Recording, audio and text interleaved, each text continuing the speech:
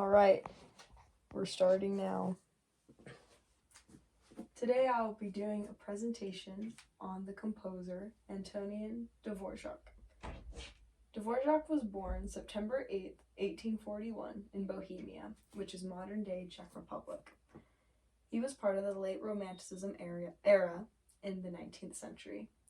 The instruments that he played was the violin, viola, organ, and piano. The viola became his favorite over time. He wrote symphonies, concertos, vocal music, chamber music, and keyboard music. He wrote for orchestras and quartets. His characteristics while composing was he was big into nationalism and folk.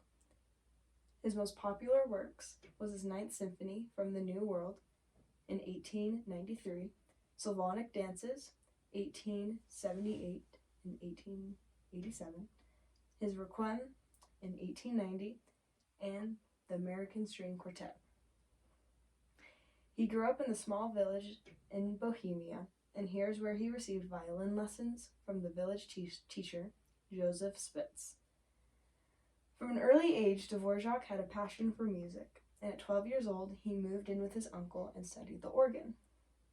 At 16, he moved to Prague, where he attended organ school. During his time there, he was deemed second prizeman of the year in 1860.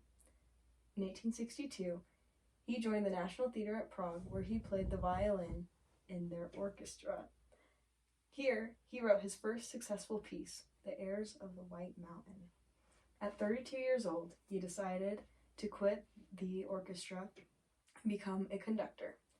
During this time, he was very poor, and once the public found this out, they granted him a pension of £50 a year.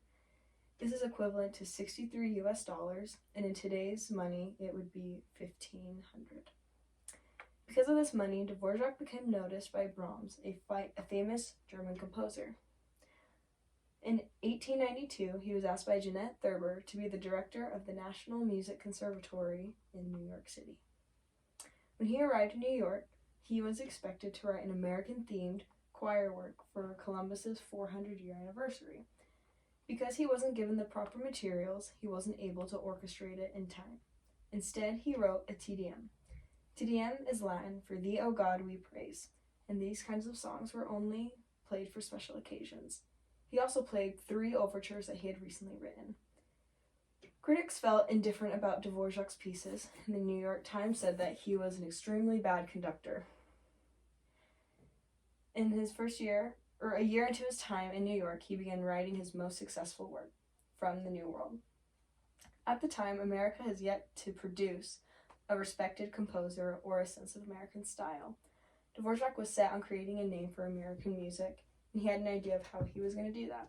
He told the New York Times, "I am now satisfied that the future of music in this country must be founded upon what are called the Negro melodies." He took much inspiration from African American and Native American melodies when creating music for the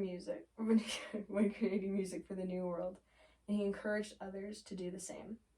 Thurber, the director of the Music Conservatory, supported this idea so much that she began opening her school to Black students.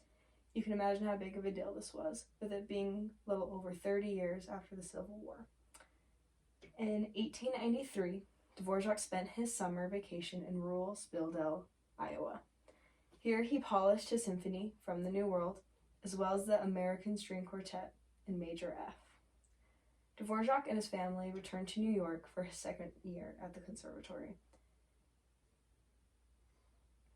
Here is where they started rehearsals for his New World Symphony. Dvorak bonded with a German conductor named Antonin Seidl. Seidl performed the New World's debut December 15th, 1893.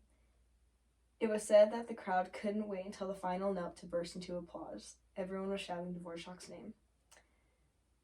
One of the big significant musical contributions that Dvorak gave was the pentatonic scale. This is a 5-note scale that was very popular in African American music as well as Bohemian folk. This scale is commonly used in jazz music.